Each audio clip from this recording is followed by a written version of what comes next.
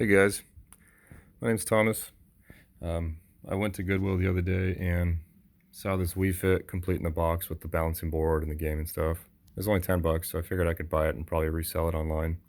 Um, a lot of the times I like to clean things up before I put them online. Obviously I want to test them and make sure they work, so we're going to do that after this, but there was one glaring issue on this one.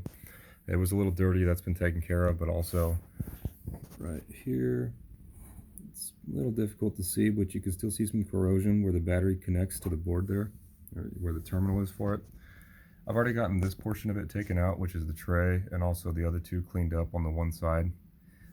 But I just kind of wanted to also make this video just to show, for anybody who's curious anyway, how simple it is to take one of these apart. It really isn't that hard. In the end, you've got those four black, or not four, but all the black dots there in the center. Those are all just standard Phillips screws. Right here too.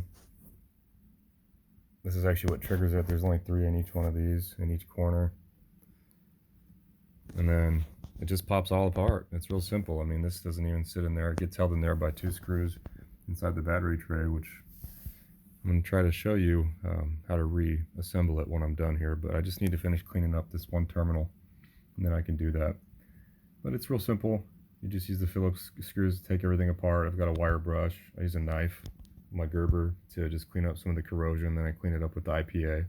And yeah, here in just a second, I'll show you how to pop these little trays out. I'm going to try to get a good shot if I can on my phone. But the 2 terminals right there that sit in here, I'll show you how to pop them out if you don't know how. It's real simple. But yeah, I'll do that real quick. Hold on. Alright, so hopefully it's not flipping around on you there, but as you can see, there's this one. I already cleaned that one out. Basically, all it holds these in. Let's see if I can get a good shot. This is always the key thing, right? There's this tiny little tab right in the center there. Let's see if I can look at it this way. Yeah, it's not focusing very well, but if you need to reinstall it, that's what I'm going to do on this one right now. You can see where the 2 push tabs line up. If you had it this way, obviously that wouldn't work. It's got to go in these 2 slots here on each one of these. So you got to flip it back over. So anyway, just stick it in there.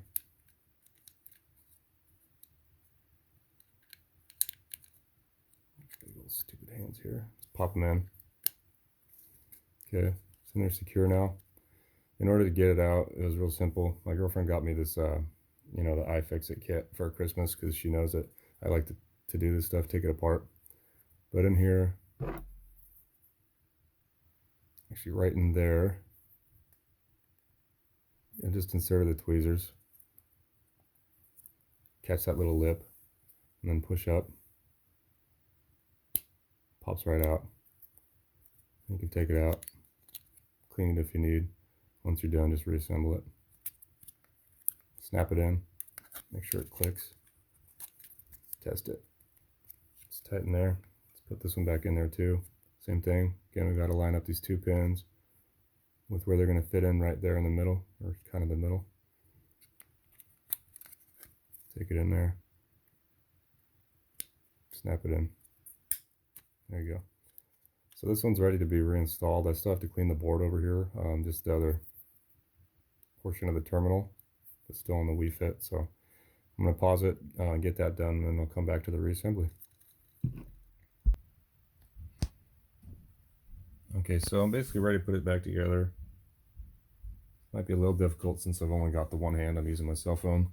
I have a fancy GoPro, but this is the reverse, real simple. So this is the board for the battery terminal and also the sync button. If you notice this little white spot right there, once you pull this out, down there's just a peg that this is supposed to sit into, and it's got its own little brackets on each side that it fits right into. So you just do that, and you want to make sure that it's lined up with the peg. See, this is obviously not lined up, it's crooked, so I need to, there you go, snapped right in. Nothing really holds it in, so you want to make sure you're aware of that. But since we're going to put this battery terminal cover back on, or the battery carrier, I guess you'd call it, I want to make sure that we're not going to pinch these wires. So I'm going to kind of push them back over this way. Just gently. This is actually soldered on, this plug. It's not something you can just unplug easily, so I left it alone. And when I worked on it, I just kind of pulled it over here. And you got plenty of slack, really. Just want to be careful with it, you don't tear anything. So that's reinstalled. I'm going to take this guy. Basically, it's going to have to line up properly. We've already got the two terminal pins on this side, so this is backwards because that's going to have to fit into this other piece. I'll spin it around. Basically just going to set it down on top.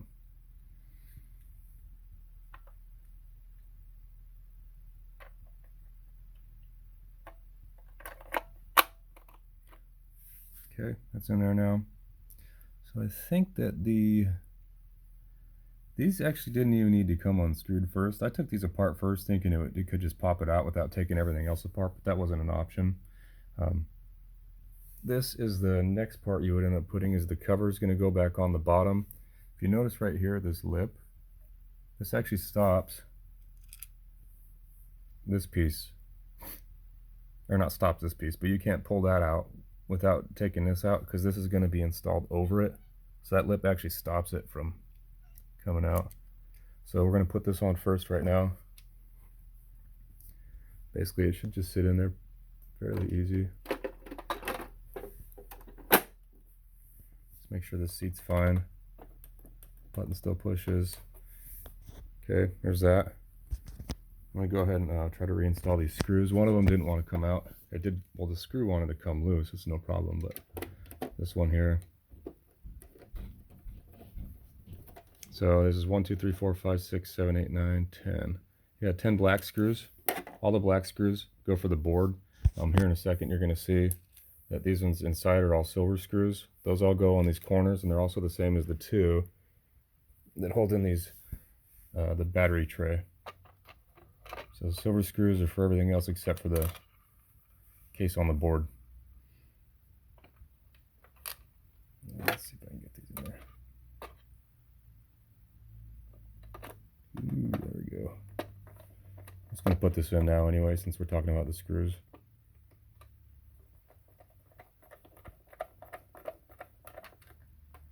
Good and tight.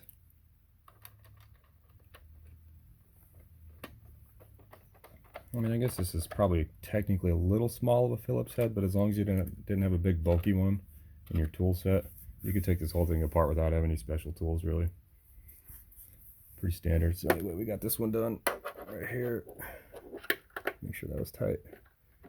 Okay, I'm going to reinstall these screws. Just going to drop them in.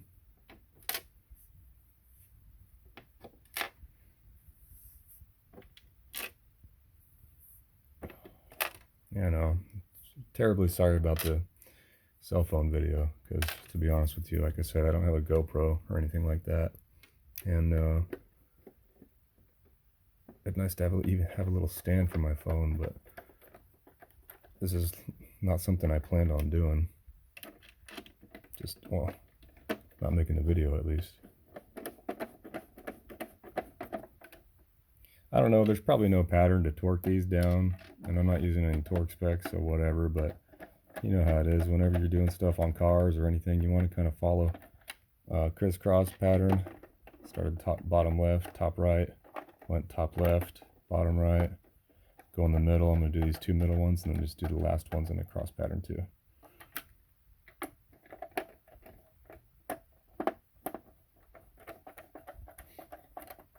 Like I said, I started taking this thing apart before I even tested it.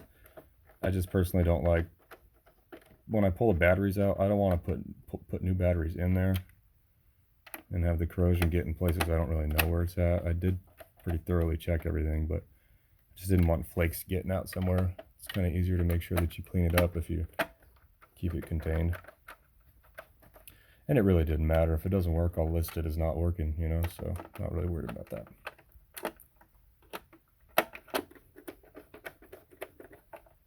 Alright, so all those are on tight. Now for these are actually the sensors, I believe. I'm guessing because this is the portion that moves. But this also, if you notice, there's these two pegs on the sides. Those don't slide into anything, but this isn't just round, it's kind of oval with flat on both sides, so you want to make sure it's lined up like that. Pegs are going to basically square to square, round to round. See, it won't go on this way. You have to spin it. Should slide in. This goes right on top.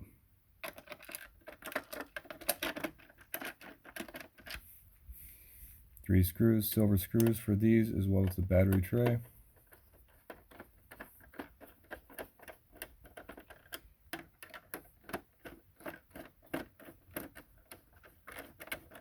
Should want to sit in there a little easier than this. Make sure I got this done right. Oh, I was hoping it would just kind of fall in while I was screwing it down.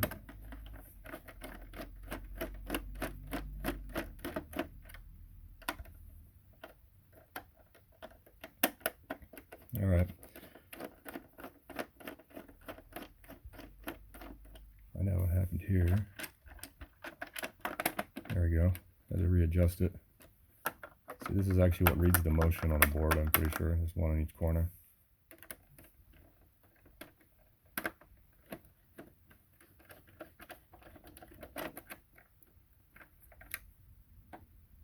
The thing that sucks about this too is I don't have a Wii anymore. A couple years back I ended up getting a Wii lot from Goodwill. It was like 20 bucks for 2 consoles, like 3 or 4 controllers with all the power supplies and the sensor and stuff.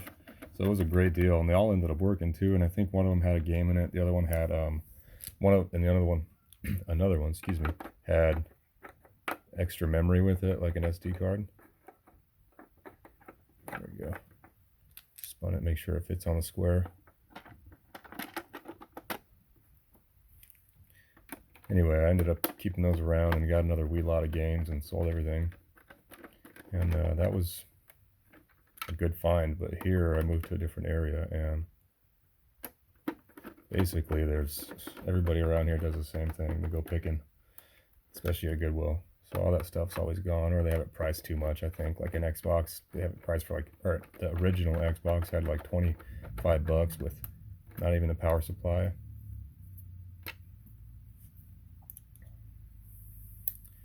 And then no controllers and stuff. So I was like, I'm not paying that. But anyway, I mean, you kind of understand the gist of it, I'm guessing here. In case you're curious about like the wire brush setup that I used, this was it.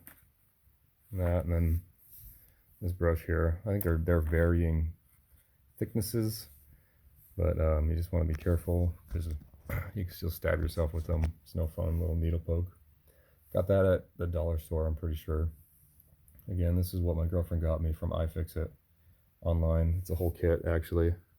I got these the other day too at Goodwill. They were all half off, and they were either $2 each. One of them was only 50 cents, and another one, which is the sealed one, was $4. No, this one was the 50-cent one actually, because it was half off 99. But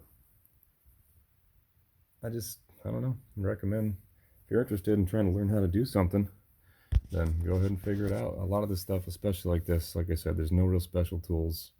It's just a Phillips screwdriver. Everybody's going to have one of those. And in the end, you always want to be honest to make sure you do a good job. So if you buy something with the intent to sell it, you want to make sure it's clean, it functions, and then if there's anything that you really need to let the buyer know about, then that's it. Go for honesty all the time. So I'm going to go ahead and test this off camera.